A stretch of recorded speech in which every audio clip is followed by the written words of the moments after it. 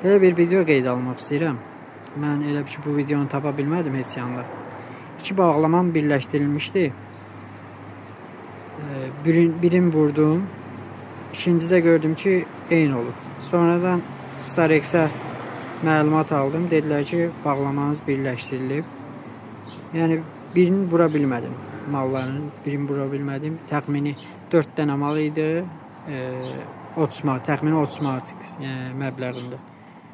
Sonra gömrükdən saxlanmağı barəsində məlumat aldım. Dedilər ki, bəs əsas kisədə burada göstərilən əsas kisədə şeyindən çıxarılmalıdır ki, statusundan ki, dəyişiklik olsun. Sonrasında Starex'ə məlumat verdim. Bunu edə bilməyəcəklərini dedilər. Sonra gözlədim ki, gömrüyə gəlsin. Gömrüyə gələndən sonra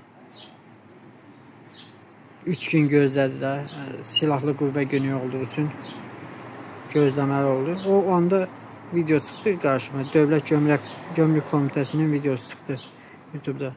Deyir ki, burada malları gömrük əczəsindən çıxarılmasını daşıyıcı şirkətə həvalə edirəm.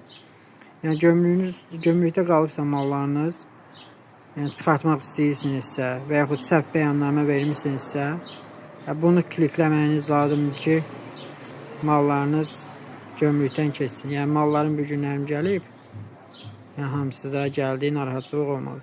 İstədim belə bir video çəkim ki, yəni kiminsə ehtiyacı olar. Mən çünki tapa bilmədim.